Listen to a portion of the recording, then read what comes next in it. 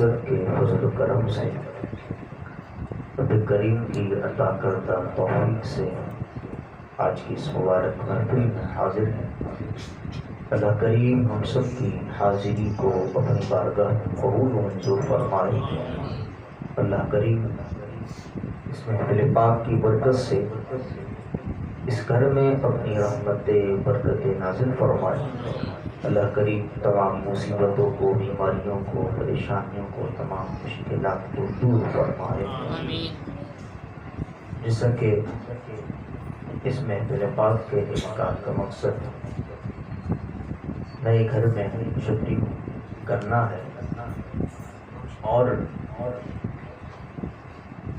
مسلمانوں کا طریقہ کار رہا ہے کہ اپنے گھر میں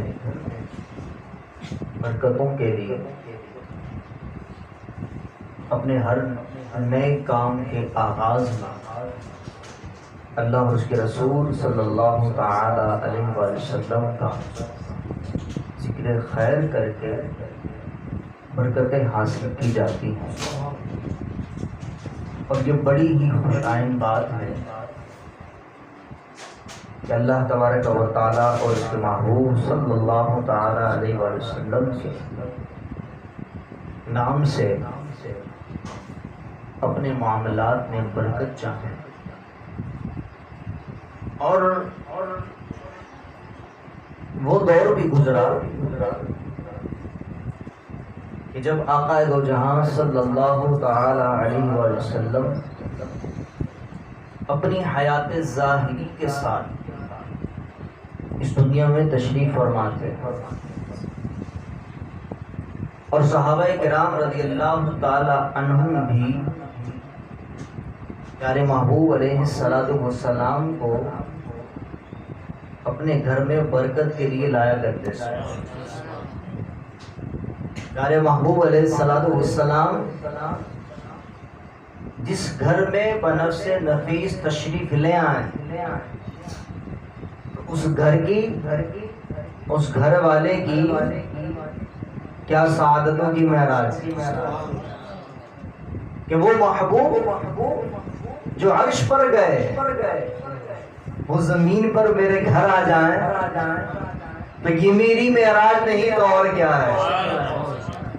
وہ محبوب جو اپنے رب کا جلوہ دیکھنے گئے وہ زمین پر مجھ ناچیز کو نوازنے آ جائیں تو میری معراج نہیں تو اور کیا ہے۔ صحابہ کرام رضی اللہ تعالی عنہ اپنے غلاموں کے گھر کرم فرمایا کرتے تھے۔ اب اس کرم فرمانے میں مال و دولت اور غربت کا کوئی کام نہ تھا، بس آقا ہے جسے نوازنا چاہے نواز دیں، اور آقا علیہ السلام کی ان نوازشات کا سلسلہ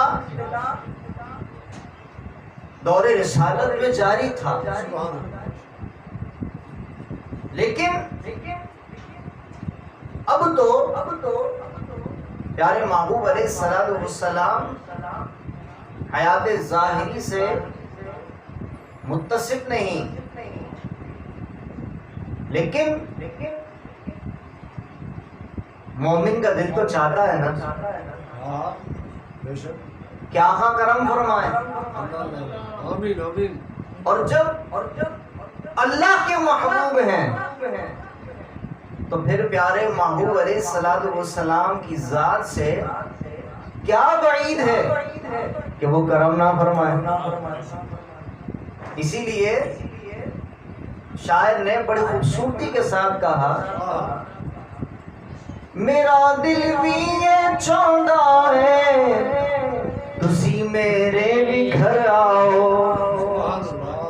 میرا دل بھی یہ چاہتا ہے تسی میرے بھی گھر آؤ، تیری راہ دے وچ پلکا بچھاوا یا رسول اللہ، تیری راہ دے وچ پل کا بچھاوا یا رسول اللہ، تیرا میلاد میں کیوں نہ مناوا یا رسول اللہ۔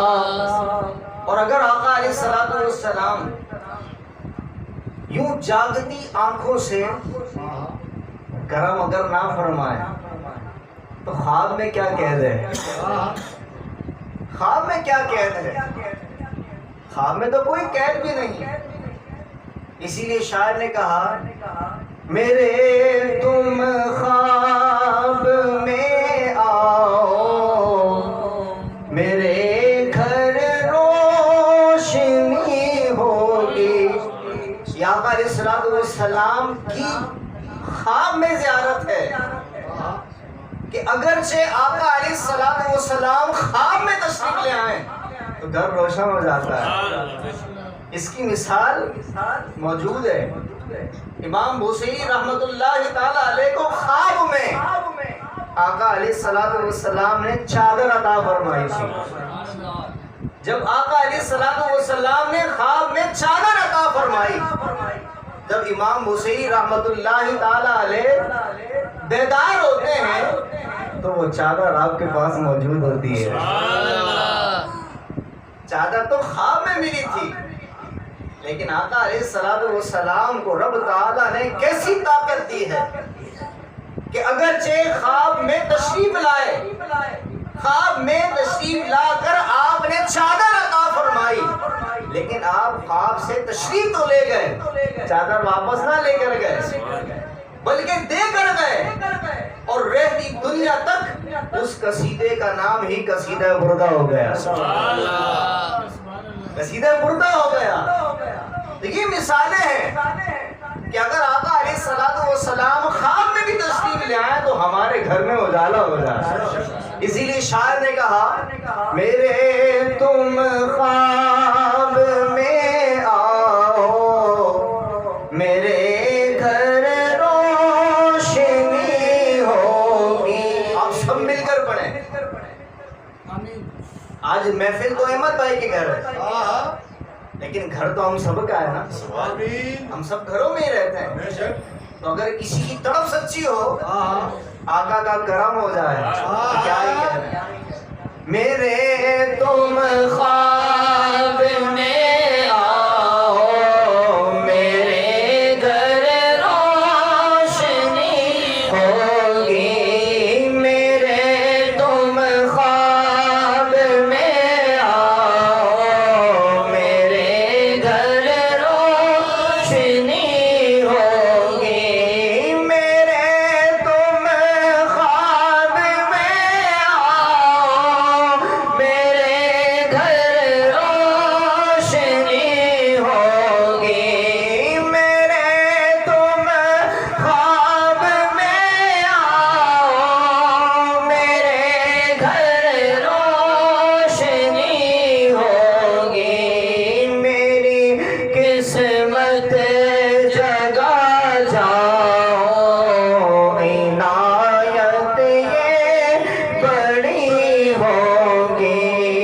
میری قسمت جگا جاؤ، عنایت یہ بڑی ہوگی۔ اور سنا تو کرتے ہیں اور سن بھی رہے ہیں کہ آقا علیہ الصلوۃ والسلام اپنے عاشقوں پر کرم فرما دیتے ہیں، اپنے عاشقوں کے گھر، اپنے غلاموں کے گھر تشریف لے آتے ہیں۔ اسی لیے خبریں سن سن کر یہ یقین ہو گیا، اور شاعر کہنے لگا یقیناً آپ ہر عاشق کے گھر تشریف لاتے ہیں، یقیناً آپ ہر عاشق کے گھر تشریف لاتے ہیں، میرے گھر میں بھی ہو جائے چراغ یا رسول اللہ، میرے گھر میں بھی ہو جائے چراغ یا رسول اللہ، تیرا میلاد میں کیوں نہ مناوا یا رسول اللہ۔ اور آنکھیں تو دیکھ رہی ہیں کہ آقا علیہ الصلوۃ سے دور ہیں. عقل تو یہی کہہ رہی ہے کہ آقا علیہ الصلوۃ والسلام ہم سے دور ہیں، لیکن قرآن کہہ رہا ہے تمہارے نبی تمہارے قریب ہیں. تمہارے آقا تمہارے قریب ہیں. کیا کبھی کوئی آقا ہو کر بھی دور ہوا؟ کیا کبھی کوئی آقا ہو کر بھی دور ہوا؟ یہ کیسے ہو سکتا ہے؟ قرآن نے کہا النبی اولا بالمؤمنین من انفسہم. فرمایا کہ یہ وہ نبی ہے کہ تمہاری اپنی جان ہے. تم کہتے ہو کہ تم اپنی جان کے مالک ہو، لیکن یاد رکھو میرے نبی وہ ہیں کہ تمہاری جان سے بھی زیادہ میرے محبوب اس جان کے مالک ہیں.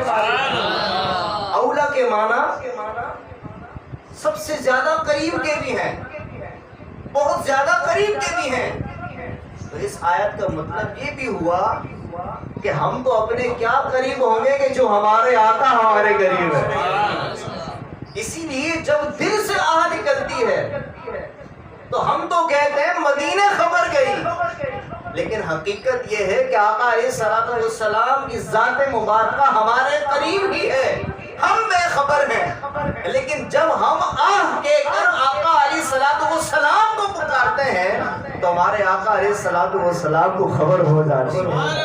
اسی لیے اعلیٰ حضرت رحمت اللہ تعالی علیہ فرمانے لگے فریاد امتی جو کرے حال زار میں، فریاد امتی جو کرے حال زار میں. اسی لیے اعلیٰ حضرت نے مقام کی قید نہیں لگائی. عاشقوں کے امام ہے نا، آپ کا ماہ مبارک جاری ہے. 25 صفر کو اعلیٰ حضرت امام اہل سنت کا عرس منایا جائے گا. دنیا نے ایسے ہی عاشقوں کا امام نہ کہا. اعلیٰ حضرت رحمت اللہ تعالی علیہ نے جگہ کی تخصیص ہی نہ کی. فرمانے لگے فریاد امتی جو کرے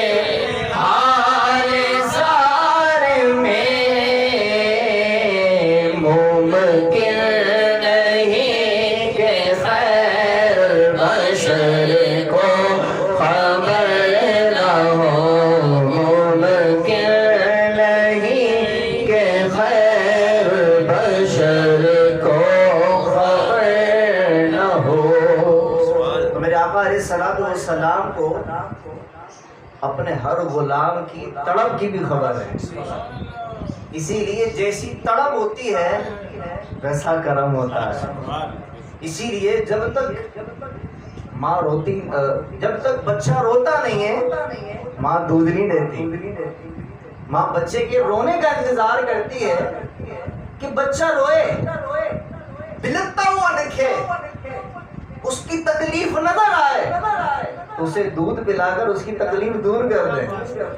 اور پھر جب بچہ رو رہا ہوتا ہے اور بھوک کی وجہ سے نہیں، پیٹ کے درد کی وجہ سے رو رہا ہوتا ہے، ماں کو اس کی بھی خبر ہو جاتی ہے. تو اسی لیے جس کی تڑپ جیسی ہوتی ہے، جیسا مرد ہوتا ہے، جیسی آہوں بکا ہوتی ہے، جیسی رب تبارک و تعالیٰ اور اس کے محبوب علیہ الصلوۃ والسلام کی بارگاہ میں مانگ ہوتی ہے، ویسی ہی عطا مل جائے گا. تو اللہ تعالیٰ ان محبوبوں کے صدقے، ان غلاموں کے صدقے کہ جن کے گھر تشریف لا کر آقا علیہ الصلوۃ والسلام نے کرم فرمایا،